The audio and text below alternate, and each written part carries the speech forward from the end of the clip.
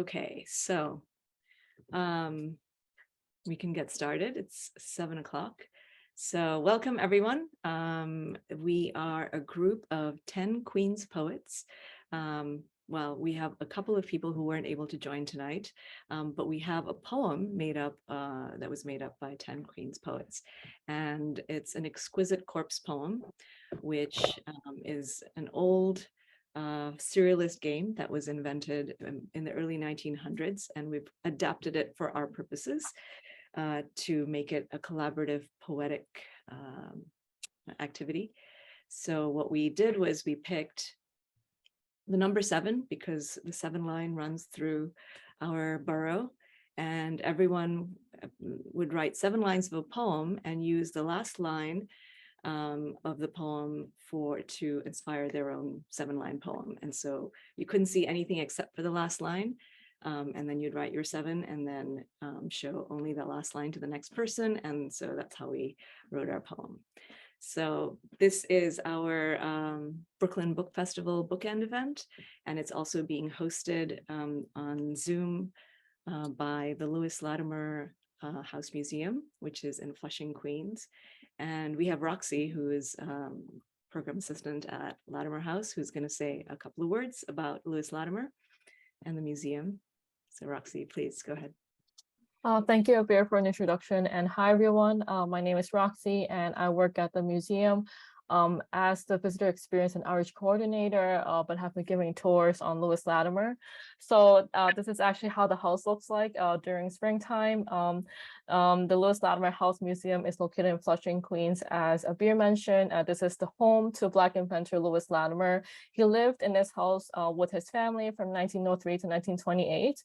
And has really contributed to many modern technologies that we use now, including the early elevator system, the telephone patents for Alexander Graham Bell, and most notably the carbon filament light bulb. So, the fact that we have electricity and light bulbs that we're using at homes, is hugely credited and should be credited to Lewis Latimer. So I'll pass it back to Abeer. Thank you. Thank you, Roxy. Yeah, Lewis Latimer was just kind of a genius inventor and also a poet and artist and big reader, an incredible space. It's also really lovely to see that bright and sunshiny background on a day like on a rainy day like today. All right, so we are going to jump in and read you our poem. This is the first time some of us are seeing the poem in its entirety, and definitely the first time we're reading it all together.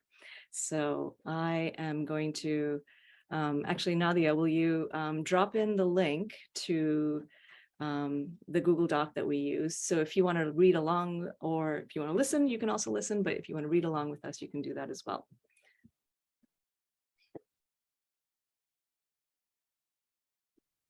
Okay.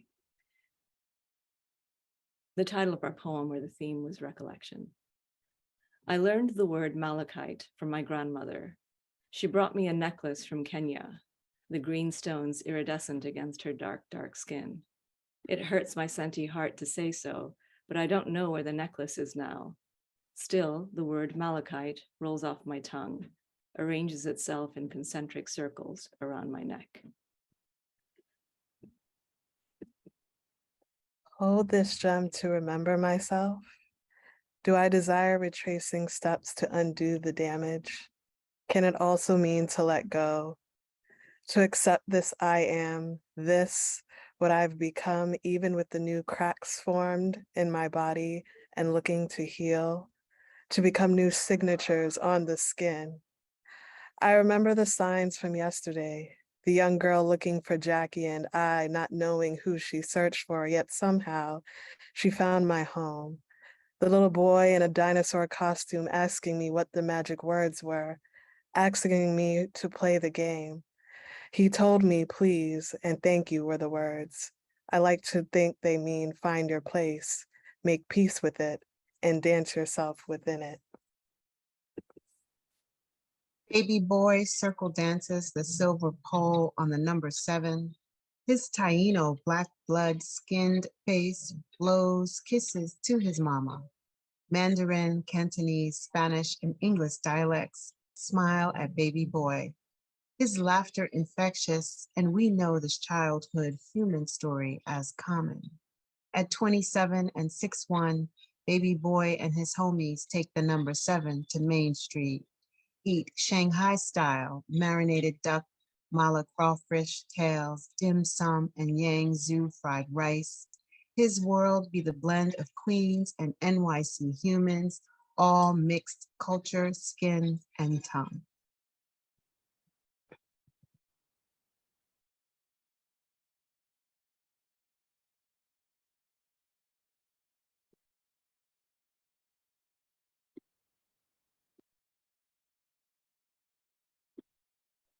So few days after I aborted my baby, I saw a dream.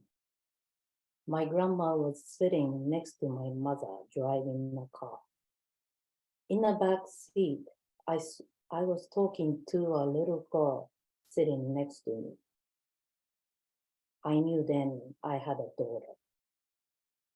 I know by now, life has just begun for sustainable future. No regret ending the history of domestic violence without exposing the fourth generation in our family. So we unite. What if no rights to choose? Lying ahead of me was a path in a purple haze.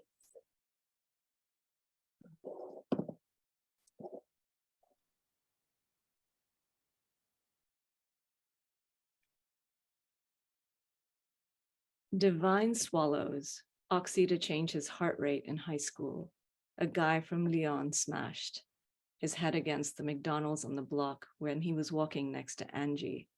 When the EMTs picked him up, blood poured out the hole in the middle of his forehead into his mouth. He grins with sun-set teeth, says, "Don't worry, y'all, I'm still handsome." He knows how to spill out himself. He doesn't need a god to determine when his time's up. He sticks, middle finger to the formalities of decomposition and formal farewells. This is what it must be to God, adjacent. Besides, Glimmer never determined what this burrow made of us. It's a mosaic of faces who breathe and bend bones to stay alive. We're all humps and hair on summer noon slumped on the end. The words that keep us smiling, like love, a noun, deep affection, how the wind whistles and continues to caress our hair day to night. And while we continue to breathe, we have no masters. Only days made of hair, someone looking up the stairs, where a streetlight through a window will keep the body reaching back to what holds it together. Cut grass, green paint, and gasoline, first guilt, then the neighbors drink on the porch, where the furniture breeds moss, feel, spider glow, a seasonal lake filling up with what filled it first. Blossoming over, meniscus burst into the cloud of an old song, voices rattling, raking up gravel at the bottom of a well. The stones unturned, now turned, piled and dripping from our hands, look jarring, almost unnatural, in the light and in the air. It's all in the air, sighs and laughter floating past each other into an ether both chemical and proverbial, a volatile poem of communion in constant exchange, this collection of wounds and wills flailing to be well, selectively remembering. We slot limbs into sleeves the way we do our memories, pulling them out in the end because, well, they can't stay sheathed forever. And in the body lies the pool. In the dreaming lies the fountain. In the water will everything forever be.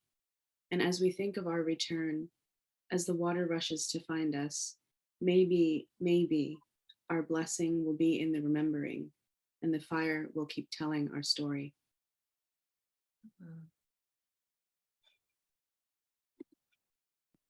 Thank you. That was wonderful. I wanted to write down little lines into the chat, and that just reminds me that if you do have a comment in the chat, please use the chat to, shout out there. And if you have any questions, we're going to have a little discussion first, but please use the chat for the questions as well. I would love for us to do just a little introduction, just to go around our little Zoom screen. And I just say, so I'm Abeer Hoque. I'm in Jackson Heights, Queens. And my current poetry project is a long ongoing poetry book of photographs and poems, where I'm using photographs to inspire poems and trying to put a little chapbook together for that. So I'm just going to send it over to Kiba. Kiba, would you give a brief introduction? Okay, hello, my name is Hiromi Kiba. I live in Kew Gardens, Queens, and I'm originally from Japan. And I have been practicing as an interdisciplinary artist. And my work has been inspired by music, dance, and its holistic community in New York City and around the globe. I mainly have been collaborating with sound and visual artists, and together created a series of poetry performances. Over to Roxy or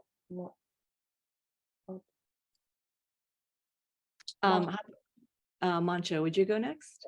Hi, yeah, hey. My name is Moncho Alvarado. I'm in Astoria, Queens, all the way over here. And at the moment I am working on more like researching, but either one, doing both. Transhistorical, like a poetic novel in verse. So yeah, that's happening. Nadia, is that? Sure. Hi, everybody. I'm Nadia. My connection to Queens is I grew up in Astoria and East Elmhurst, mostly out by LaGuardia, where there is no train station. And I'm currently working on a few different things, but in terms of poetry, my first collection, and it is difficult. I will pass it on to Rob. Hey, I'm Rob Ostrom. I can hear my partner and kids screaming upstairs. And I live in Ridgewood, Queens. And I am currently working on a couple projects. I say working, not really working on anything because I'm teaching and parenting. But when I have time, I'm working on a project about bears and bear wrestling. Oh, it sounds really weird when I say it out loud, but yeah.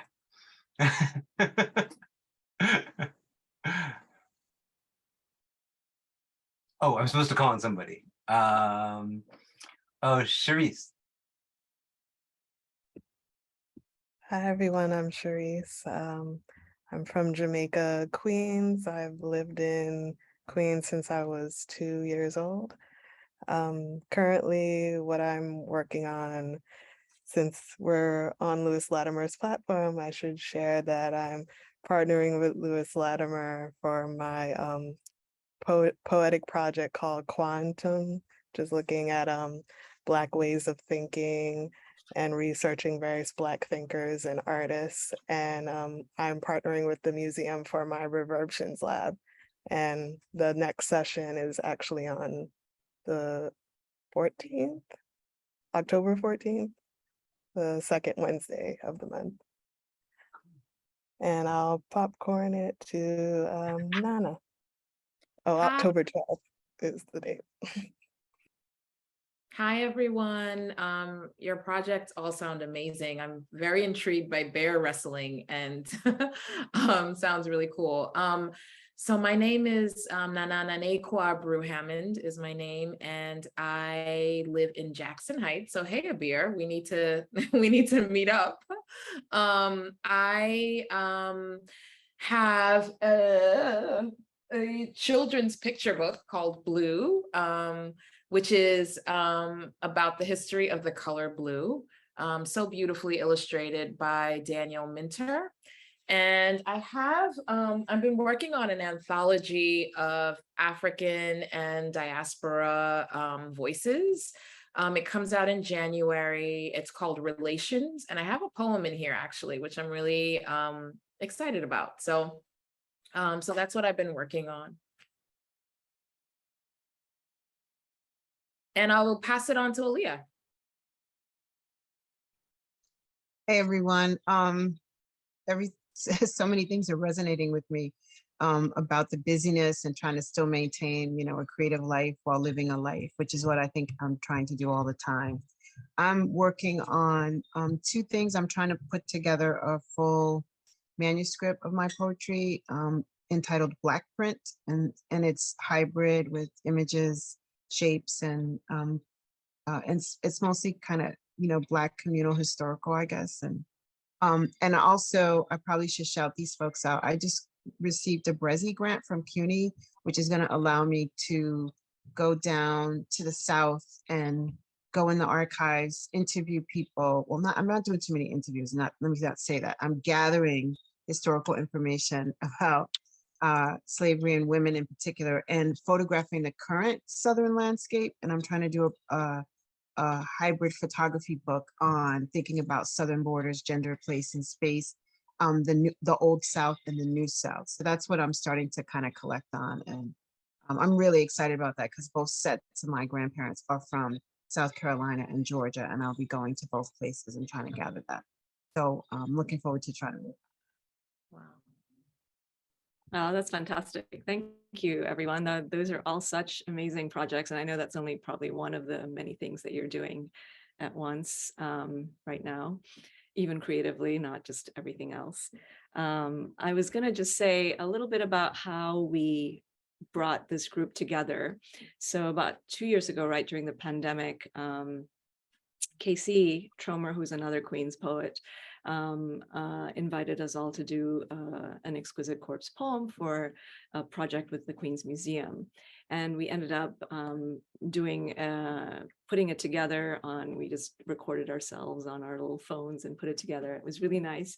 And we decided to do it, submit it to the Brooklyn Book Festival. And so we've been doing that. And this is now our 3rd year with the Brooklyn Book Festival. And every year we have kind of a slightly different permutation of poets, but all still Queens. And we've used kind of the same structure of like 7 lines per poet and reading it. But I was gonna actually, so we pick a different theme every time. And we had noticed that our last 2 themes had started with R. And so we picked another R word for this year's theme, which was recollection. And I'd love to know what, if any of you want to talk about what that was like to write in this structure of this exquisite corpse structure and or to the theme of recollection. I mean, I will go first and just say that what I liked about this theme is this idea of it has like a double entendre, like this idea of remembering, but also collecting things. And I think, we're sort of in this nebulous space that's coming out of, yet still, we're sort of at the end of a pandemic, hopefully, prayerfully, this is it. But we're still sort of kind of gathering ourselves and trying to figure out what it means to live in this space right now. And so that was something that was on my mind and just sort of hovering for me when I was thinking about the theme. And it so happened that the line that was before mine talked about air. So it felt like, the right thing to kind of lean into. I don't know, how was it? What made, Nadia, your poem came right before mine, or your stanza came right before mine. What was your sort of connection to the idea of recollection, and how did air get in there? Yeah, it's so funny. I was just looking at the document, and also if any attendees don't have the link, we can post it again. Just tell us in the chat. Um, I think, yeah, so Rob's stanza was right before mine, and his the last line was water. Like or some kind of liquid, you know, like seasonal lake filling up with what filled it first. And then I just was like, all right, well, if it's filled, we're gonna it's gonna overflow. And then what happens, I like what happens when you have something filled with water, but you're trying to unearth. I mean, now I'm bringing earth into this, I don't know, but like I just had the image of like, okay, what would happen if I stuck, or we stuck our hands like into this kind of like collected water?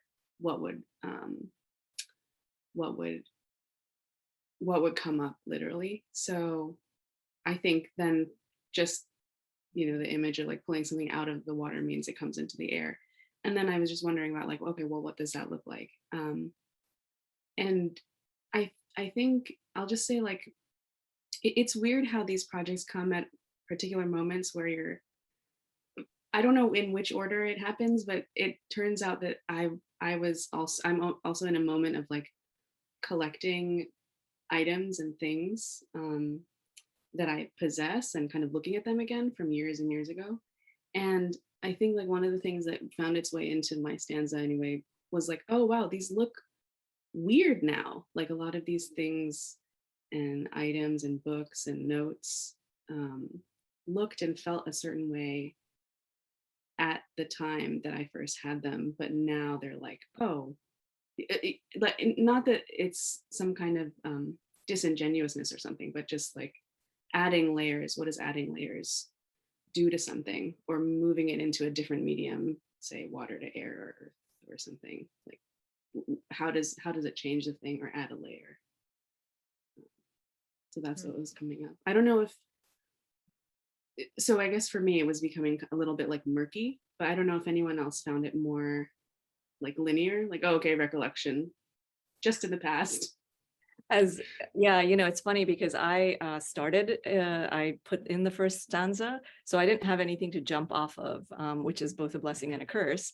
I kind of would love to, yeah, have that, you know, because it gives you, so it doesn't, you don't start with a blank page, right? You start with something else, even though, but the way that I actually was thinking about it was my grandmother, her memoirs, which she actually wrote in English and by hand before she died about 20 years ago, was called Recollections.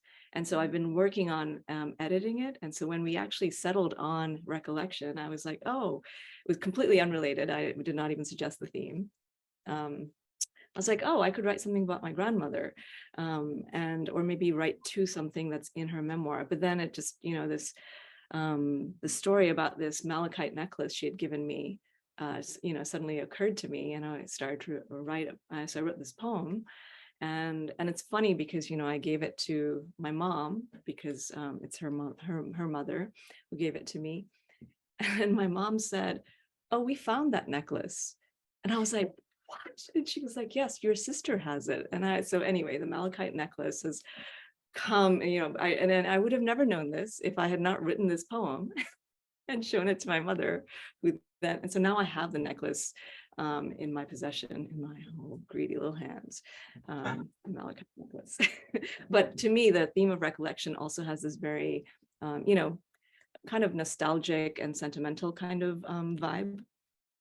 And there is so much of loss that we've experienced in the last few years. And so I feel like it just kind of also speaks to all the things that we've lost, things and people, and kind of even qualities, states of mind. I love that. I feel like when I was thinking about this poem, I was thinking about the difference between remembering and recollecting, and that's sort of like Nadia said, lost and found. I feel like remembering feels like you're joining the things together, like the opposite of dismembering.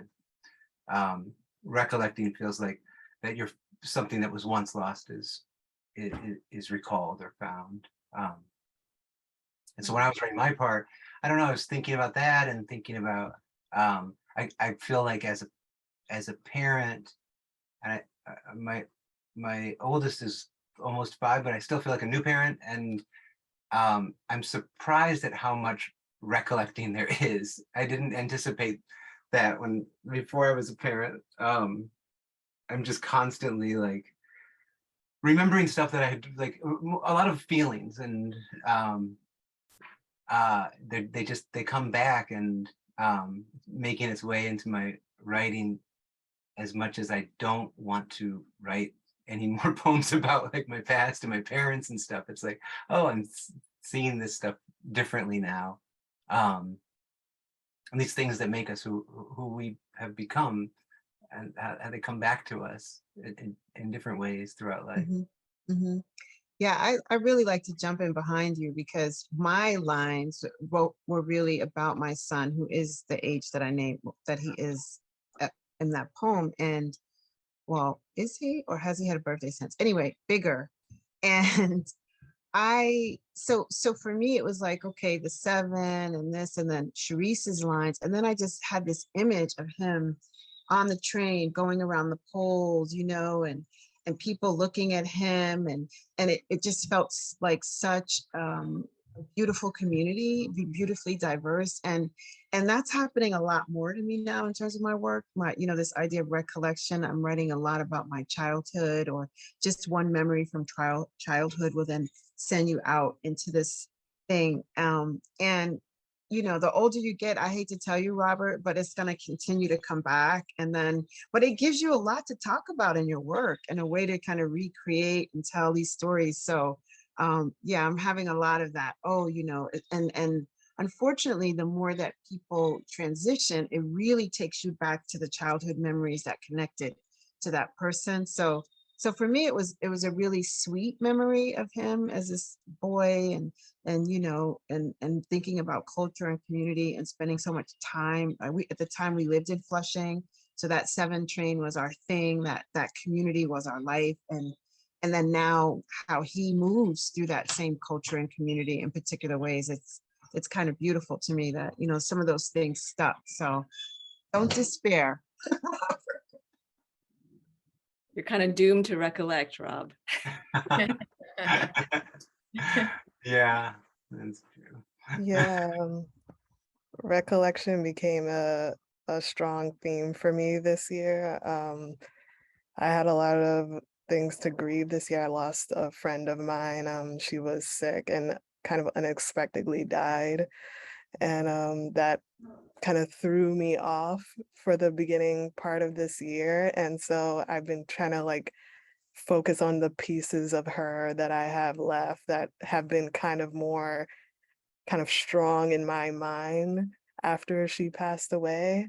And then later this year, my mom was in a freak accident and she broke her hip. And it was that day and the pieces of memories that I had on that day that inspired my stanza for this piece. And so it just reminds me how often like recollection can come from you trying to hold on to whatever you can find in the midst of loss and grief. And yeah, it became a very important theme for me. Yeah. Thank you. I'd love for us to talk a little bit about Queens communities online and in real life, although there's less of that right now still. I have found that we have this wonderful poet in Jackson Heights, Joseph Legaspi, who is a community builder. And so before the pandemic, we used to get together and have brunches at different people's Queens poets' houses, which is so lovely. Of course, the pandemic shut that down. And I've really loved this particular, bringing together these poets for this, for this thing. And also, I'm also do a program with Lewis Latimer, where I teach memoir about race and immigration to Queens writers who are maybe newer emerging writers who maybe have never told their stories before. And all of these are ways that I think that our borough, which is such an extraordinary and kind of bustling and diverse borough, much vaunted, and it actually lives up to it, And there are, but it doesn't get the same kind of cred that Brooklyn gets for, being a literary kind of scene, but it's there. All the pieces of the puzzle are there. We have all the writers, we have the artists, and some of the organizations and little groups. But yeah, I'd love to know what other people think about Queens communities and the ones that you're part of.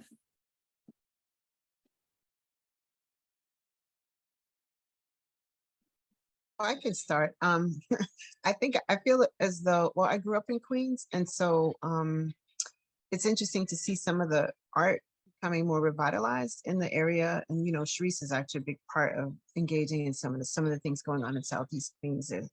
We used to go to the African Poetry Theater and do open mics. They used to have theater, and so some of the staples of that work, has moved in different places. I think it's important the work that the Jamaica Arts Center is doing now, and I see that they have a number of opportunities for artists to do programming through them, and I think that's really significant. I live in Queens. I live in Rosedale now. I don't know of anything happening out here, and I teach at LaGuardia Community College, so I do know that there's some other things happening on that side.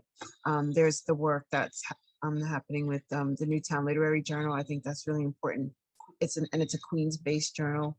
I feel like I would like to be more in touch with some of the things, because you're right. There is we seem to hear about a lot of the things going on in Brooklyn, like you're saying, and I think that there's a lot of folks doing things in Queens.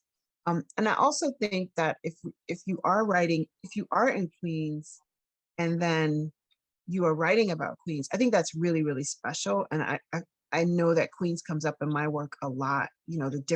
I've lived in a number of neighborhoods in Queens because my family was moving around, and then when I became an adult, I lived in certain neighborhoods. So I think it's important to preserve Queens in our work. So not to just stage things in Queens, but to write about Queens. And I've had the privilege since I'm getting older of seeing Queens really shift, right? And how neighborhoods have completely, like I grew up in a Black and Jewish neighborhood. Now that neighborhood is different. And then, living in Flushing and watching the changes, and my uncle had a house in South Ozone Park, still does, and how that's changed. And so I think there's so much, rich global culture in Queens that I would like to see a lot more of that showcased. And just there's so many diasporas, and I think, we're representative of that sitting here now, I think, but I feel like there's still so much more that could happen in Queens and that we should represent. I got a little excited, so. It's funny because you all are, I feel like I need to be taking notes because I grew up in Queens as well. I grew up in Queens Village, and before that Left Rack City, and I live in Jackson Heights now, and I'm such a Queens girl, but I didn't know about a lot of these organizations. I feel like I've always gone to Manhattan, growing up, or and then I haven't really engaged too deeply with the Brooklyn scene, but it's always been out, across the bridge. I did know about the Jamaica Arts Center, and I actually have had the opportunity to work with Newtown Literary, and I've done some Queens Library, events and things like that. So that's been really cool. But I'm so excited to learn more. I feel like I need to get back to you all about a list of all of these organizations that are, really sort of supporting art and the arts in Queens.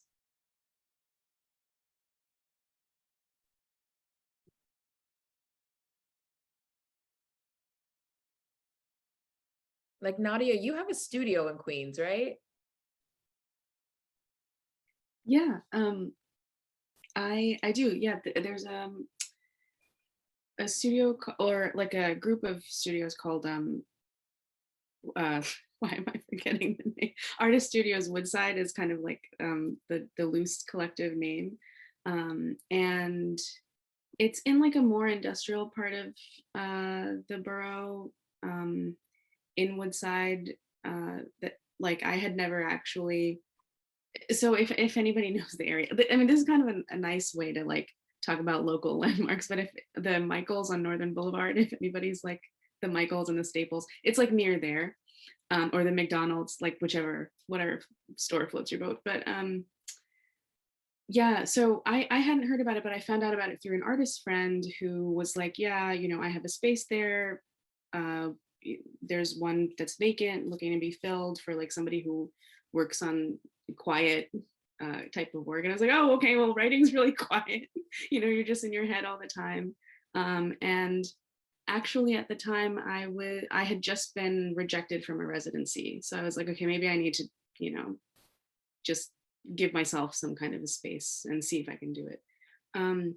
So yeah, that's been a really great space to be in for the past like year and a half or almost 2 years, I think. And I've met other writers and artists who are based in Queens and share a studio with a really wonderful filmmaker, Neha Gautam.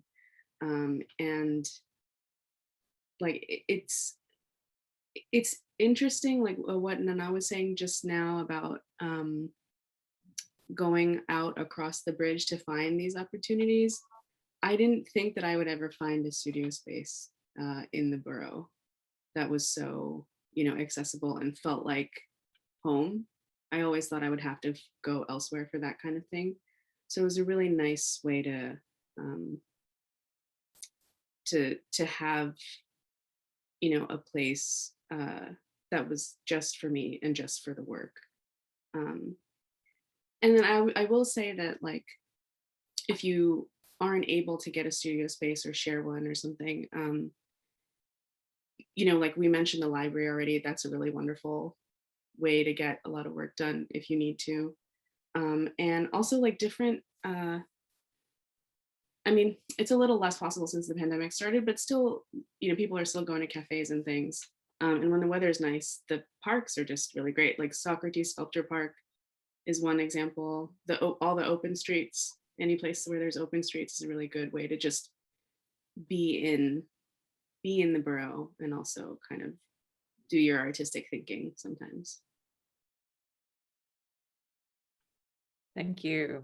I was going to also ask, maybe we'll be able to save the chat and be able to like peel off information from there. But I was going to also ask about this big question people always think about, like how one is a poet in the world, and a poetry as a career, poetry as a passion, side hustle. I know that some of us, you know, all writers usually have to have some other job that pays the bills. And I've chosen to call my job that pays a bill my side hustle, and call myself a writer or a poet, even though it's not making me any money at all. but it is the thing that I feel I identify with as a person. That's my my creative meaning in life comes from that. So, but I'd love to hear what others have to say about that particular topic. Yeah, I can talk a little bit about that.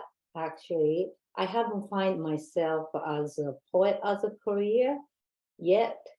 However, writing a poem has opened up a door to a new opportunity. In fact, writing a poem for me is to maintain mental sanity, actually. And yeah, I find it initially writing poem was easier for me to output difficult narrative or some sort of my experience output in a poetry reading. So dance floor was where I received my enlightenment, and I saw that elements of light and sound are important aspect of my poetry performance and when I recite my poem. And the poetic interpretation has also become a vehicle for sublimation. So music is only my drug. And then dancing to a poetry reading maintains that mental sanity. Yeah. Yeah, for me, thank you for sharing that, Kiba. For me, I've been blessed and fortunate to have all these opportunities come my way. Like I know I work for a nonprofit called the Laundromat Project. I am the ops person, and the way I think about ops is like it's a poem. You just gotta edit it a little bit. You gotta pay this and that. You gotta pay the nouns, the verbs. You gotta do all of that, right? That's what I do. But in other things, I've been fortunate enough to like teach at Cooper Union on the Saturday programming. I'm really blessed having to teach high school kids, and I really started falling in love with teaching and just prepping and we actually have a course for Exquisite Corpse as well. It's like 2 or 3 weeks, and just the kids just getting into it. It's really beautiful. But also just different things that come my way, like I read at the Brooklyn Museum for the first Saturdays this past Saturday, and that was just a beautiful event. I didn't know what to expect. And for me, it goes back to like feeding that part of myself that needed poetry.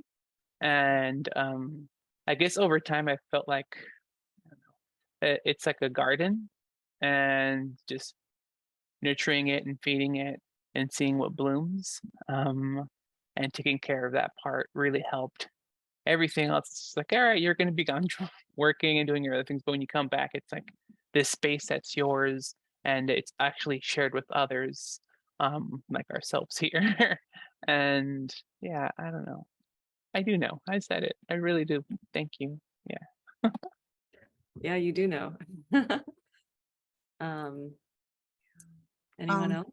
Yeah. Yeah. So I wrote poems as a child, and then I went off and did a bunch of other things, wrote a little in college, and then it came back to me way into adulthood. And, I started to reconnect to it when I was raising my children, and I was really stressed. And I used to have these moments of like writing poems on small paper, in the bathroom. Like sometimes the bathroom was the only place that I had a retreat for my own headspace. And so poetry, as a lot of people saying, sometimes it sounds like a cliche, but poetry saved my life. I mean, I have been reading poetry into Sanchez, a lot of different folks, but to actually go back to it for myself and then to decide to make a life out of it. So I feel as though it's part of my spiritual and work life.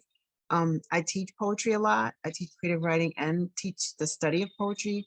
I've studied poetry a lot. And so all of that helps me to then put what I want to say somewhere. And I just think it's also important as a woman with my positionality to constantly be able to document my story and my sister's story. And, when I say my positionality, I mean, as a Black woman, as a woman of color, I think it's really important because there's still so many of our voices that are being erased. It's odd, right? As much as we have access to an internet, they're publishing many more folks, right? There's still so many stories that are not being told. And so I feel like it's my job to kind of talk about the stories of like my aunties and my grandmother and other, family members who, have their own, as Sonia Sanchez would say, her story, and that no one would know it except for us. So I feel that poetry is the vehicle for that.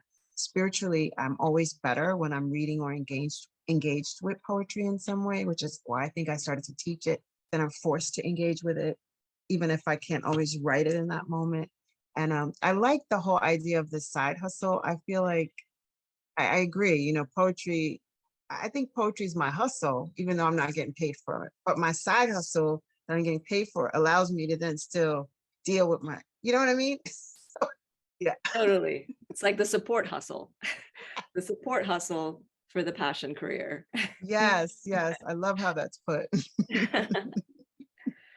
When you were speaking, Moncho, I was thinking about just growing up in the city and how poetry was really the accessible way to kind of feel like and be a writer, like being able to go to an open mic. Like I write fiction mainly, but that you're not going to read like a short story at an open mic, you know? So it was where I would go and listen to people share their hearts. And then, you know, when I would get the courage to read something, it was a poem. And so for me, poetry has always been just the sort of just pure emotion. It's been an outlet for me to just express without the pressure of, you know, plot or you know, character development or any of those kinds of things, but just really kind of experimenting, expressing myself, and the purity of that is something that I you know, is what keeps me you know, loving poetry. Yeah, it's not something in some ways, like I look at fiction. I don't consider myself a poet. I mean, I know that I do write poetry, but it's more just, it's the way that I kind of document for myself. And sometimes, you know, I feel like, oh, this is interesting enough to share with someone, but oftentimes it's very personal for me. And I'm more focused on, you know, what fiction or something like that. So it's actually, I initially had a short story in this anthology that I've been editing. And just because I didn't have time to really work on the story, in the end, I yanked it and I put in a poem. So this is like one of the first times like I've, you know, presented myself, you know, in the way of like, wow, okay, this is a poem I'm putting out there. So anyway, that's I feel like how I get. And I agree with you completely, Abeer, about, you know, the paid work being the side hustle. I had to make that shift for myself mentally. I did that about 10 years ago, where I was like, you know what, like, and making that mental shift helped me to really prioritize my writing in a different kind of way, so that it didn't feel as if I was like striving and struggling. I mean, I do, but not in the same way, you know? Yeah, it reframes it. Yeah. I was thinking, Quick. sorry, go ahead, Nadia. Just as everyone was speaking just now, like I was just thinking also about this question of hustling, and I don't know, I'm kind of blown away by the reframing of the poetry as the hustle, or the whatever, the main thing that needs to be supported instead of the other way around. Because it suddenly takes up so much less worry in my mind because I know that it's like now the main thing. But it's funny because like it is a hustle. You have to like collect words and then recollect them and then edit them and then make sure that they sound good. Like, you guys, this is not, we're not like dilly-dallying here to put these stanzas together. You know, if you have, we'll drop the Google Doc link again, but like, not to say that poetry is also, I mean, it's like, it's this really cool medium, I think, because of its accessibility, that everybody acts like is so inaccessible, you know? And just the comments about like the open mics and poetry being like one of the first ways that many of us enter like the creation of like creative words or creative writing, makes me also think of like when I was in school, when we had the Poem in Your Pocket Day, or celebrating Poetry Month in April, or on the subway, you know, you have, I don't like all of the poems that the MTA puts up there, but you have like poems in these transitory spaces that are so portable and malleable, and yeah, poetry in motion, because precisely because you have to always be like tinkering or something. I don't know. I'm trying to say something and I can't. And of course, like a poet would be having trouble trying to say like a really simple thing. But that's what I'm trying to say, actually. Like, it's hard. Am I making sense? I don't know. Yes. But Yes. you know, it is a hustle. we're out here, we're hustling, everyone. Yeah. I would love for us to read the poem one more time. If anyone has any questions, maybe you can drop them in the chat. But in the meantime, I would love for us to go through the poem again so you have it in your heads. And Nana, maybe you could read Sherese's part. Yeah, absolutely. Absolutely. Okay. All right, great. Recollection. I learned the word malachite from my grandmother. She brought me a necklace from Kenya, the green stones iridescent against her dark, dark skin. It hurts my senti heart to say so, but I don't know where the necklace is now. Still, the word malachite rolls off my tongue, arranges itself in concentric circles around my neck. Hold this gem to remember myself. Do I desire retracing steps to undo the damage? Can it also mean to let go? To accept this I am, this what I have become, even with the new cracks formed in my body and looking to heal, to become new signatures on the skin? I remember the signs from yesterday, the young girl looking for Jackie and I not knowing who she searched for yet. Somehow she found my home. The little boy in a dinosaur costume asking me what the magic words were, asking me to play the game. He told me please and thank you were the words. I'd like to think they mean find your place, make peace with it, and dance yourself within it. Baby boy circle dances the silver pole on the number 7. His Taino black blood skinned face blows kisses to his mama. Mandarin, Cantonese, Spanish, and English dialects smile at baby boy. His laughter infectious, and we know this childhood human story as common. At 27 and 6'1", baby boy and his homies take the number 7 to Main Street. Eat Shanghai-style marinated duck, mala crawfish tails, dim sum, and Yangzhou fried rice. His world be the blend of Queens and NYC humans, all mixed culture, skin, and tongue. Few days after I aborted my baby, I saw a dream. My grandmother was sitting next to my mother driving the car.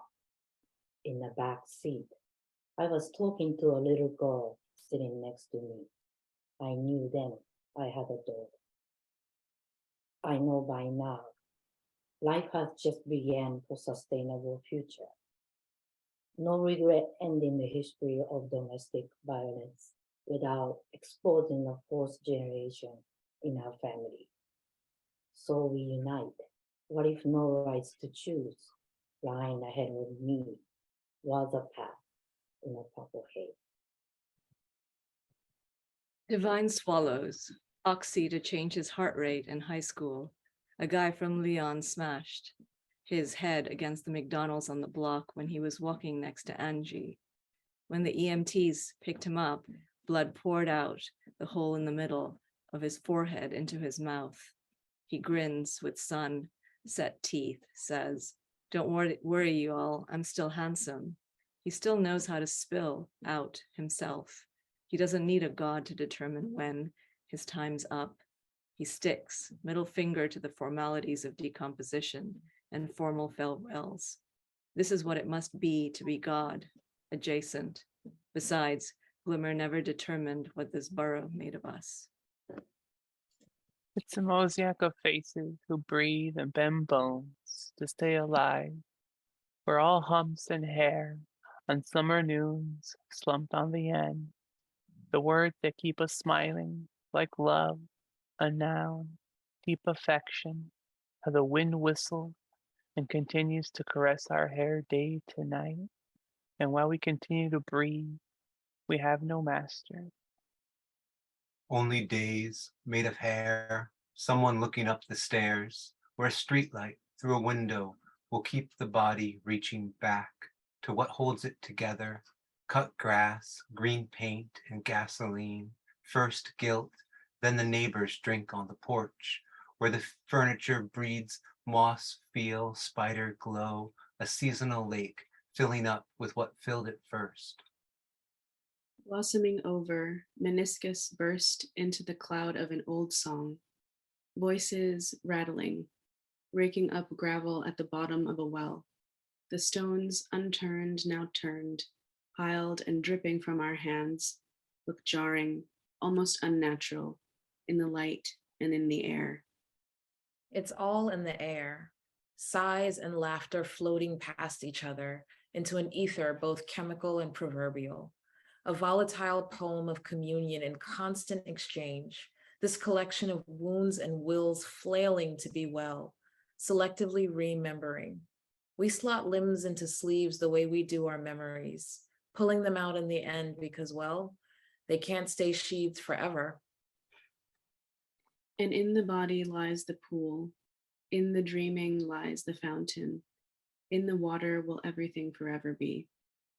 And as we think of our return, as the water rushes to find us, maybe our blessing will be in the remembering, and the fire will keep telling our story.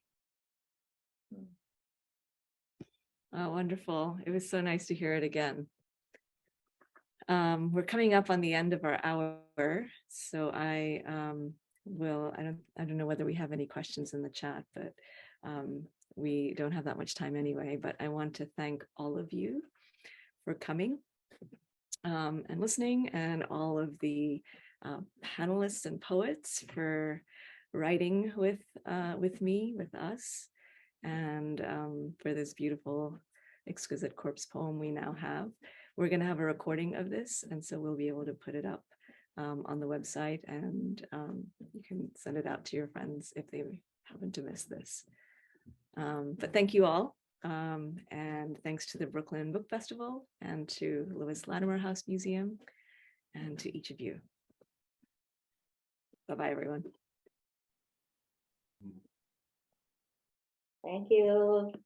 Thank you. We did have one question in the chat. I wasn't, Oh, yeah, we did. I'm so sorry. sorry. There was only one, but I just wanted to make sure if folks do have a few minutes to stay behind to maybe answer it.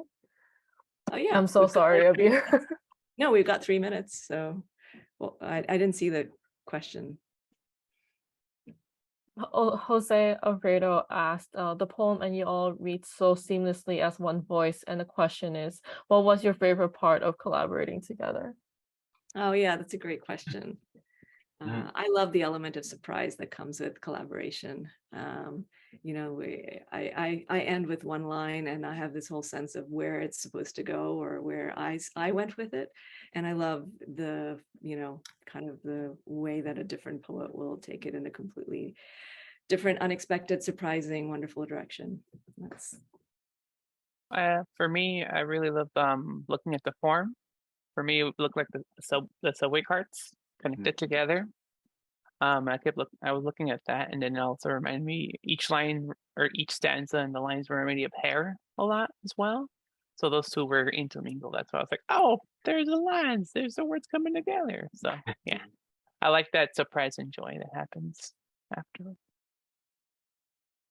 I'm always awed by how cohesive it feels to, you know, at the end of it, right? Like especially, you know, we all kind of wrote it at different times over months, right? Over the course of a long period of time. And we were all sort of just kind of dipping in and dipping out from summer through to now. And I'm just in awe of how it fits. It fits together, and it makes sense. And I also just love reading the other stanzas and just melting into it. Feels like perfume, you know, like the language is just so beautiful. Like when it was finally revealed earlier today, I read it and I was just like, oh, this language, so beautiful.